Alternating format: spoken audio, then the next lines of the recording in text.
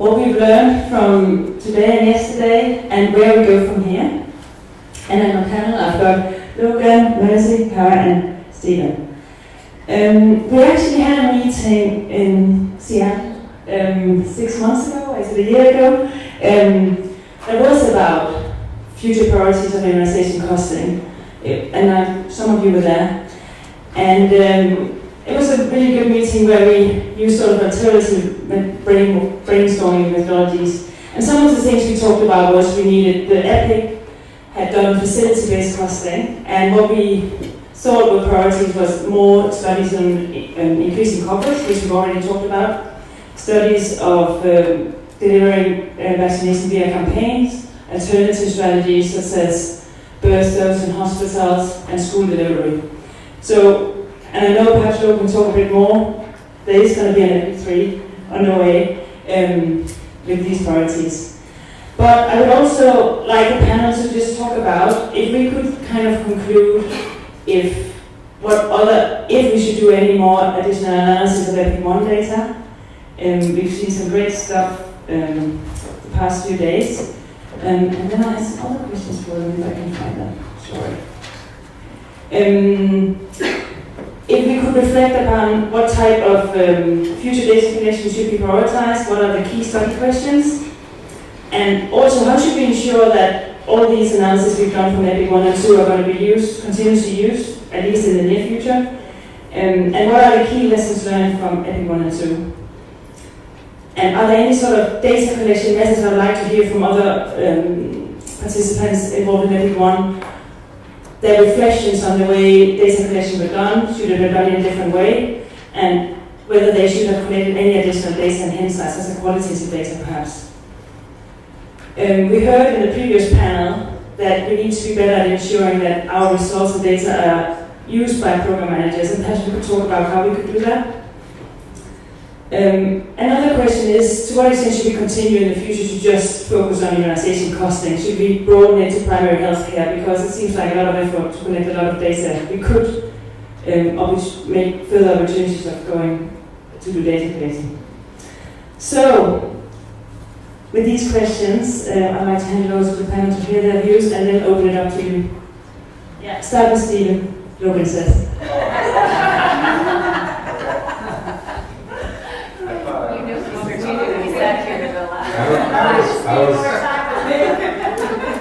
I knew that George from Georgia was down here at the end, so I thought I was strategically here so I would be last to mop up.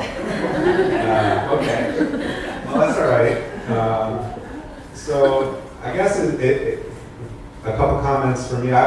You've heard from me a lot already, and I think the things that I would say just in terms of the experience in EPIC 1 and really with the kind of a researcher hat on and the things that got me intellectually curious in doing this work and where I thought there were gaps and there were studies, other sub-studies that I would want to do. And I'm not sure whether they totally square with, the information that countries need, but, or would really contribute to saving more lives. But, indulge me for a minute anyways. It's just intellectual curiosity. I mean, one of the things that I thought, if we're going to do these studies, I thought that we should be doing some work to validate or strengthen or develop better methods for measuring the labor utilization at the facility level, because most of us in these studies have, for the most part, relied on self-report or report of a supervisor as to how their staff are spending their time. And we don't really know that much about how busy they are, and we haven't really validated those approaches. Obviously, there's a missed opportunity also to have measures of the demand side and the busyness of the facility. There is not very good information about coverage, which we've talked about extensively. There's probably an opportunity to link, or one of the things that might have been nice to do in gathering all this information about costs is to more explicitly record whose budget it falls under, or right? So that might have made the information more useful down the line, because we spent a lot of time and effort collecting all this information at the facility on how much labor is going into immunization. That doesn't show up on the EPI's budget for the most part, as I understand it. And so, but it shows up on somebody's budget in some way or another, so it should matter to somebody. Wastage at the facility was a big problem, of course, measuring that. And, it was clear that we didn't have a lot of great indicators of the quality of the program. And that's just one example, but there could be others.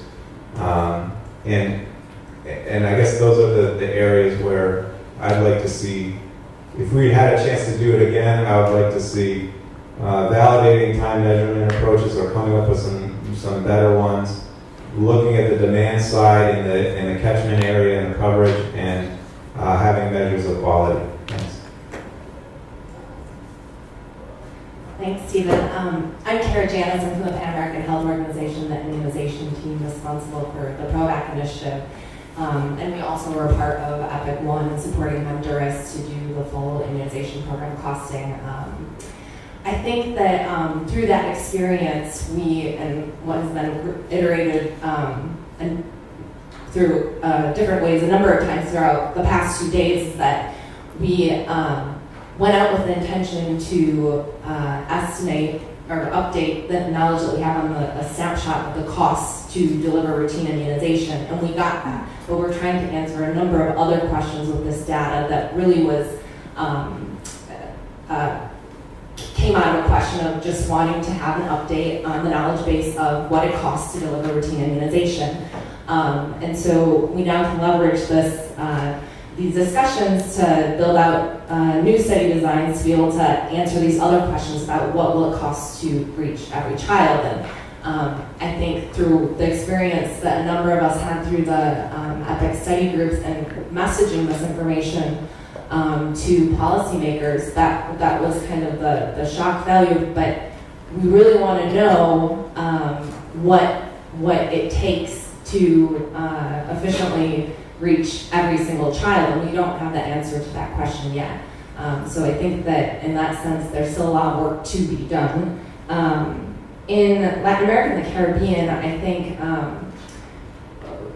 this regional cooperation initiative has really intended to use these tools to help countries answer a number of questions: the incremental cost of new vaccines, how that plays a role in driving cost effectiveness of a vaccine, as well as extending that into the routine use of that information for planning and management of the program.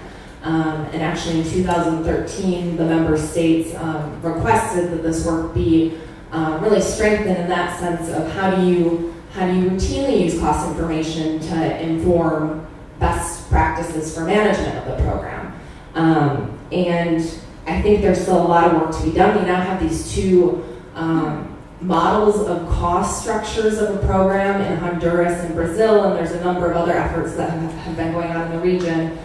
They tell similar stories and distribution of costs by input and activity, and generally there's pretty consistent performance if you're using the performance measure of coverage in Latin America and the Caribbean. But we still don't know then what it's going to take to get to that last 5% of children. And this is an important, very important question, and something that we are seeing, I think, an increasing regional reflection on, because that number of unvaccinated children is a function of your information systems, the quality of your information systems. And until we really strengthen the information systems, we're not going to be able to do the normative costing that we want to do to cost the ideal program. And to give an example, we've seen, I guess, coverage drop minimally, but still drop in the region over the past 3 years, and there's been a lot of questions about why. And if you dig in and look at a few very isolated events in the the countries that have been driving this drop in coverage, you see that Mexico had a change in their information system. It dropped from almost above 100% coverage, average at the national level, to 86% in 1 year, which actually was 75% of the unvaccinated children that we're reporting right now in present day. And so if you have that sort of change in 1 year, and that was the measure you were using to compare your costs to, what does that cost actually mean in terms of efficient delivery of the program? So I think that in that sense, George spoke to this a little bit before from his work in the Eastern European region, but the need to invest in registries to have an accurate estimate of the output, and hopefully being able to leverage those systems to record what the inputs are as well. At the facility level, the vaccinators are already recording, at least in Latin America and the Caribbean, very systematically, first and last name of the child, what doses they're receiving, and so that's their guidebook to go out and track down the kids that aren't fully vaccinated and make sure that when they do reach those children, they can get their schedules updated.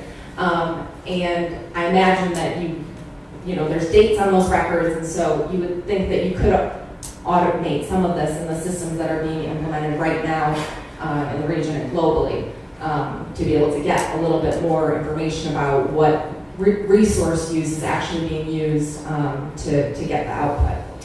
And I think right now we do have an opportunity to triangulate information that already exists, and I think many of us have spoken to this already, the need to perhaps reflect on qualitative information that's already there, other studies that have been done, maybe not in the exact time period of the study, but around the actual bottlenecks or constraints to achieving full on-time vaccination. There's a number of studies ongoing about missed opportunities and how you can cross that with the information you have on costs.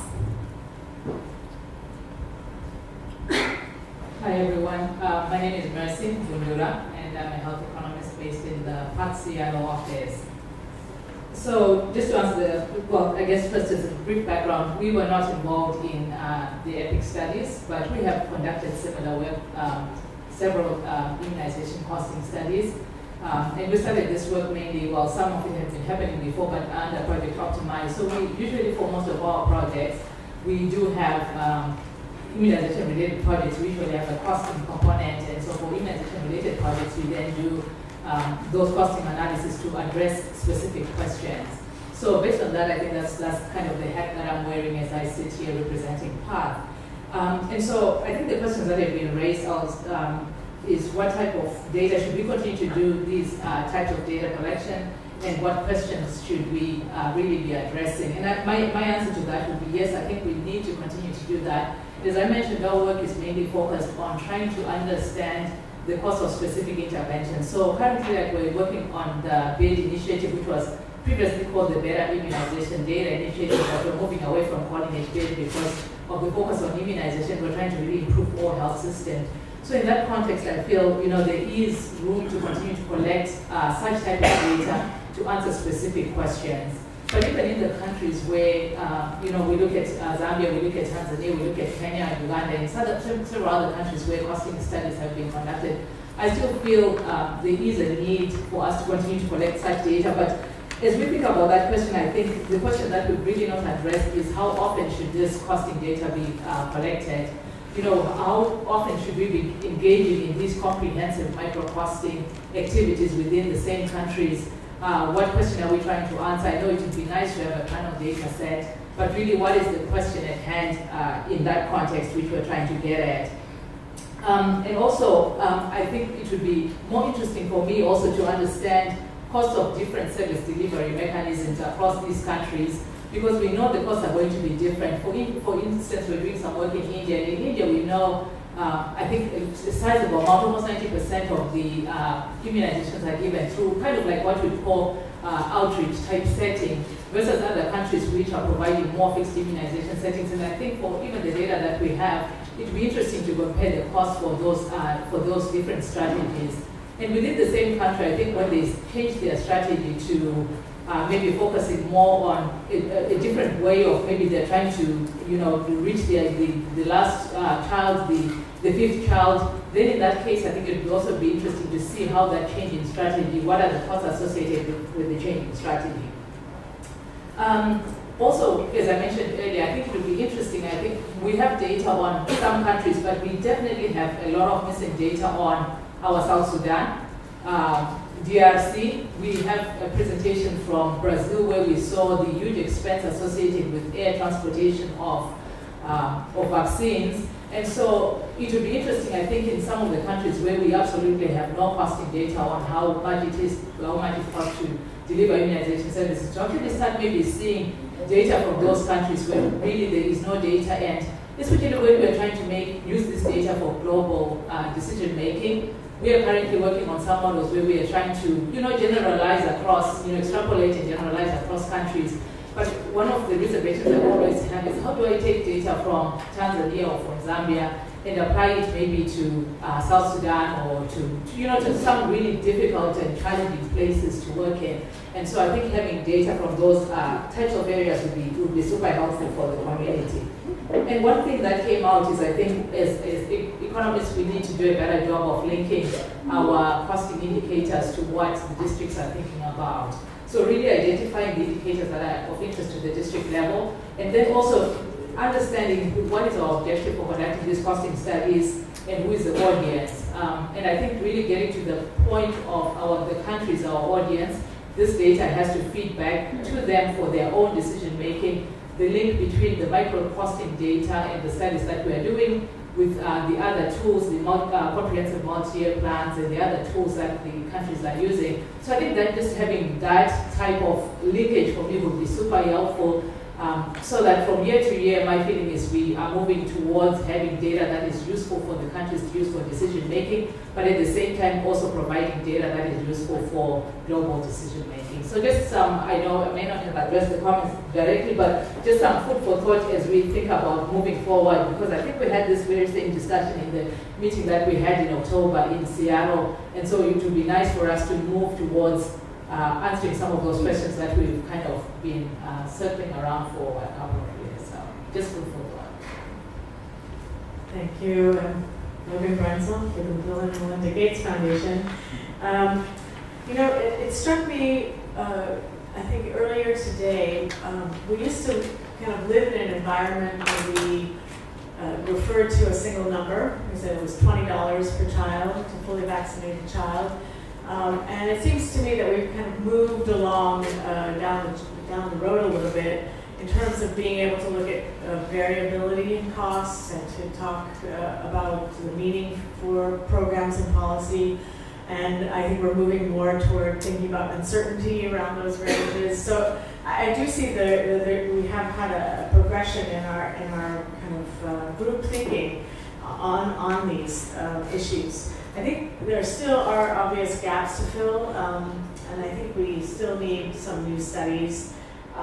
And I think also we need to bear in mind not only to do studies in countries where we have no data, but also to echo, I think, a point that was raised earlier, is to do those kinds of studies that might be really useful and utilized really fully at the country level. With that in mind, I do think we still need some information about last mile coverage. We're in an environment now where everything is about reaching the fifth child and achieving 90% coverage in 100% of districts, or whatever the measure of equity is that we're using. But I think we don't have enough information on this. Information about normative costs. We have been collecting data that kind of embodies inefficiency, low quality, and to be able to generate some benchmarks against which countries could strive, and to help inform better planning and budgeting, I think would be important. we talked a little bit about coverage data and how weak that's been, and also the wastage information. And a long time ago, when I first got started in this work, I used to be invited along on EPI reviews. And as part of the EPI review, we did a coverage survey, and I would be doing a costing survey, you know, in the same clusters where the coverage survey was taking place. And so we had real-time measures of coverage. I mean, we never really institutionalized that process, but I think we could maybe think about ways to do that.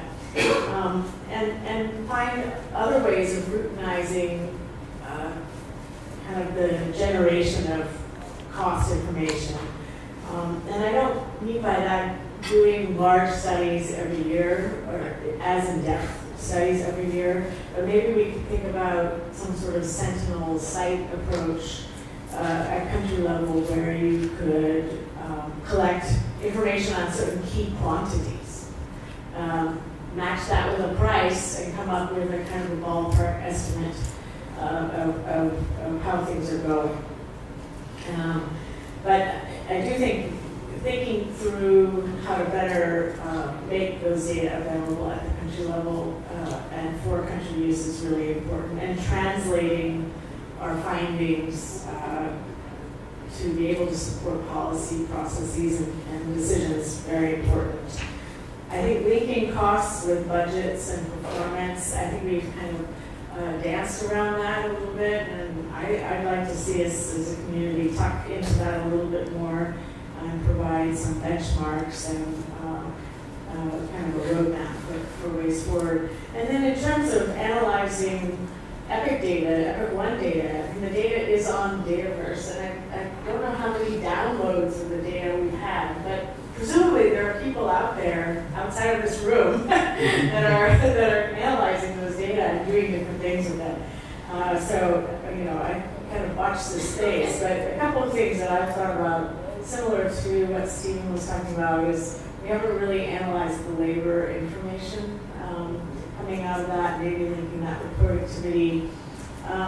We did a costing study and not a cost effectiveness study, but could we possibly marry the EPIC data with other data sources to generate cost effectiveness estimates? And then I think maybe some work on uncertainty levels would be really interesting, or alternative ways of aggregating the data. We had a methodology for aggregating the data, and there's probably better ways of doing that, but I haven't really seen that really analyzed in the literature, so might make a contribution there. Thank you very much. And so I'd like to open it up for the audience. Have you got any questions to the panel? Or ideas for future directions? So one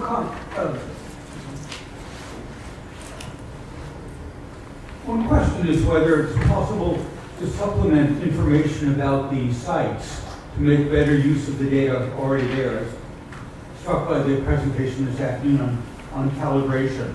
So if one knew in the site about something about the context, whether it was overstaffed or understaffed, whether they did a lot of outreach activities at that site, and other characteristics, it would help to better understand how the why the costs existed the way they did in that site, and potentially to extrapolate from that site to others in the country. With Mercy's your comment, Mercy, about the places we don't know about, in the disease vaccine preventable disease I've worked on a lot is dengue, and we faced a challenge and recently published a paper with very broad confidence intervals about the global cost of that disease. So there were the various parts of data that existed. There was no country in the world that had everything, but But for the various components, there are various subsets ranging from 10 to 50 or so countries that had pieces of data. And so taking a cue from working at the Institute of Health Metrics was to look at country covariates, use that to be able to understand the pattern of data that we had and then extrapolate from that to the other countries.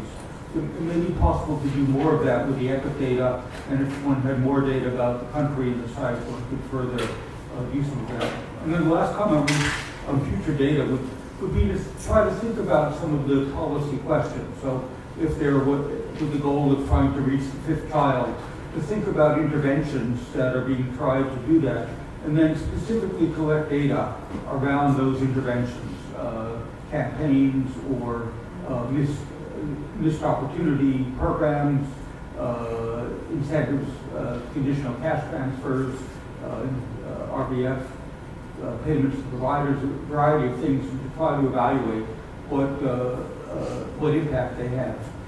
And knowing that with the devils of the details of implementation, the same intervention may have different impacts in different places depending on how it's done.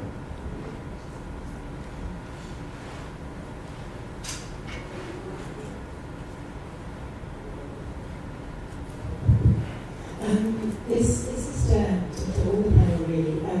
So my background's in economics of malaria, excuse me, and I found it fascinating a couple of days in terms of cost and interventions. And I wondered around this relationship or this tension between talking about efficiency and cost effectiveness and making sure that's one of the criteria for selecting an intervention.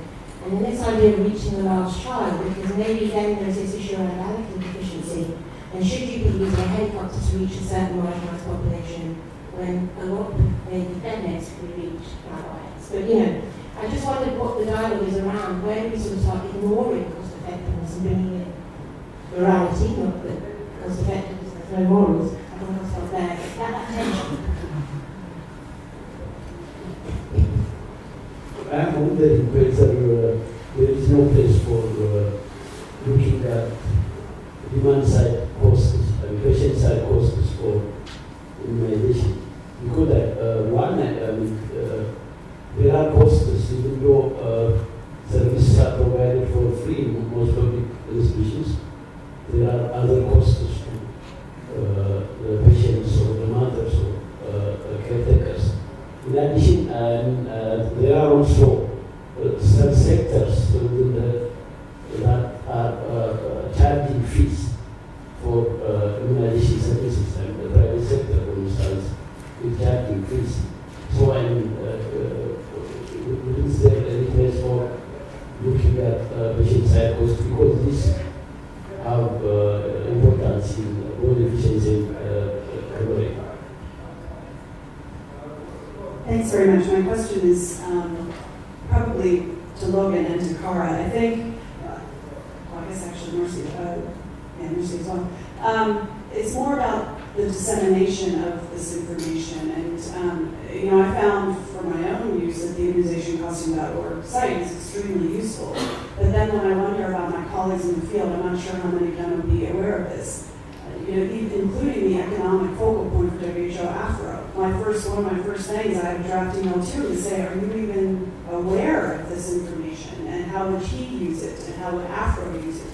So I'm curious, Cara, how you're communicating this with your PAHO countries. Obviously Brazil is here and is already using some of this, Honduras, but these other countries that can take this information and adapt it pretty readily. Same with Euro. I would think that Kazi and Yazi and others could take this and run with it from WHO or other partners. And then Mercy, in that sense, I'm curious how the Better Organization Data Learning Network, for example, might be able to share this information, or other fora that are out there to not only EPIC2 studies, but also sometimes it's good to go back and remind people of what was done before, like EPIC1, and reorient them on this information that's there so that they know how to access it. And I think, Logan, this is to your point about, what had happened in previous CPI reviews around costing elements, that they're trying to improve the quality of the EPI reviews again and get more into them, but that aspect of linking with coverage surveys and costing is still not very streamlined. And I think that there's ways we can improve on that hopefully Epic could help contribute to. Maybe in upcoming account managers meetings or some other way to get this information out there. Thanks. How do you want to respond to that? Sure, real briefly. Thanks, Laura, for the excellent comments. I think we've really been fortunate in the PAHO region that we do have a regional cooperation framework around promoting the use of economic evidence for decision making. But initially the request was, and this goes to this comment about the tension between cost effectiveness of introducing a new technology versus maintaining the baseline of the program, perhaps. But originally the request from the ministries was to look at the cost effectiveness of these new vaccines because they were more costly, and quickly they realized if we're not also considering the cost to maintain the gains of the program, it's not very useful to look at adding more things to the same donkey that has been delivering the program for so long. So I think that it is really important as the community continues to recognize that tension and communicate it in the regional and global forums. Just one thought on Don's comments, I think, and I don't know if I'm asking the foundation to do this or someone in this room, but we had talked about at some point using this data to define some benchmarks. We have, these benchmarks for investment in health more generally, and in PAHO region 2 years ago, the member state set a goal of 6% of GDP towards health, and we have seen that with the introduction of new vaccines, budgets have doubled, tripled, even more than that, and we don't really know what levels of resources need to be also increasing for the operational base of the program. So I'm not sure if that's something we could exploit more from the staff. So thanks for that question. I'll quickly address the issue of dissemination. I think with BID, we have the opportunity to disseminate through BLN and also through the news advisory groups. But I must confess, I think that's sometimes not the strongest point towards the end of the project. Sometimes we'll just quick to ramp up, publish, and then really we don't trickle down that information to the people who bring up requests at the state. I think that's an area where we can all. Yeah, also, I think the WHO focal points for immunization financing were all involuntarily registered as part of the community practice. And we engage with those folks. But I guess it's been our assumption that things would trickle down, and maybe we can't just assume that, and need to do kind of more work at the country level around that. And we are the foundation is supporting. I guess you can call it effort 3. I haven't been calling it that, but we're supporting another effort that will get launched this summer. And once we have all the paperwork in place and it's all ready to launch, we'll let the community practice know all about it. Yeah. So I think we have to stop, right? Yes, we have to stop. Yes. Unless there any last burning comments from anybody? Right. So Stephen, did you want to wrap up and say some last words? I saw that was on the agenda. Closing remarks. See you in Resch. Yeah, so I think, we can end the panel, so you guys don't have to sit up here.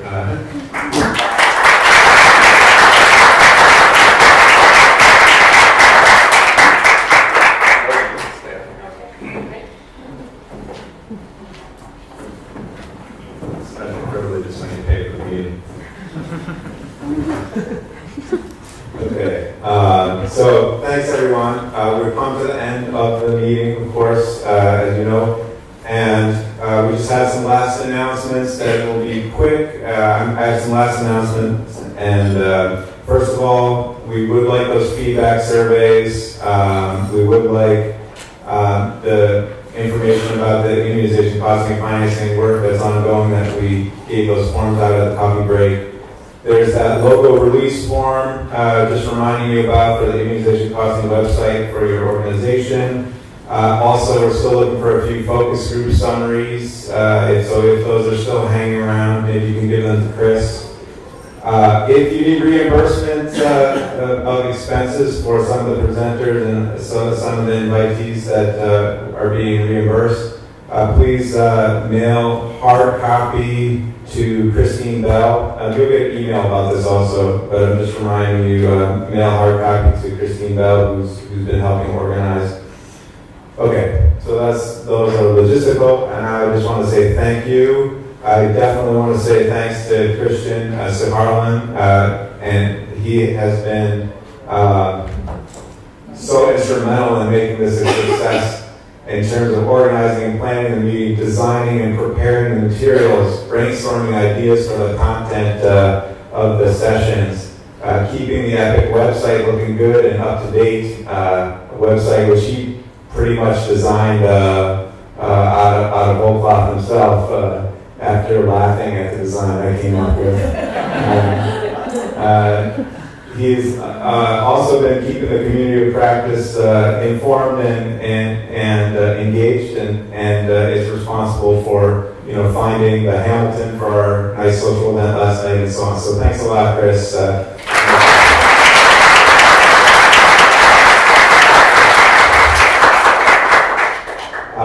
And we have a lot of people with, we have a lot of other Chris's. We have Christina Monk, who's been manning the camera and switching batteries every 30 minutes for the last 2 days.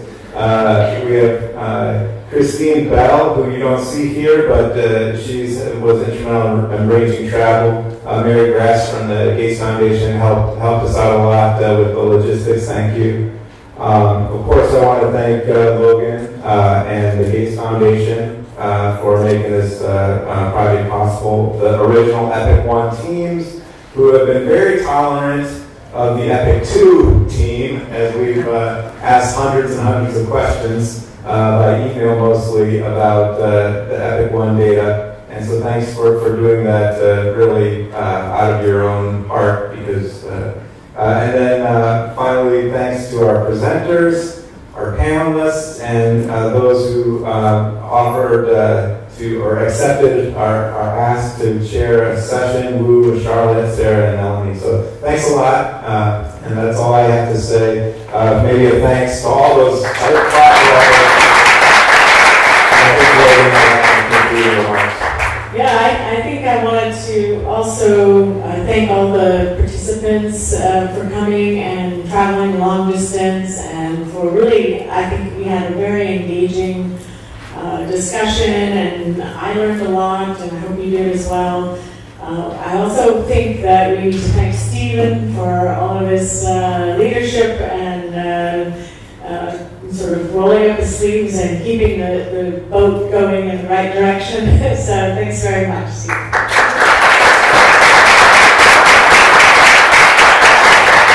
Just to put a finer point on how important Chris is, he's reminding me of the announcement that I forgot to say, which he reminded me of before this, which is that we're going to try and do a group photo before everybody goes away. I know some people have traveled, but we're going to immediately try and do a group photo outside or outside this room, if we can, just for posterity. Thanks.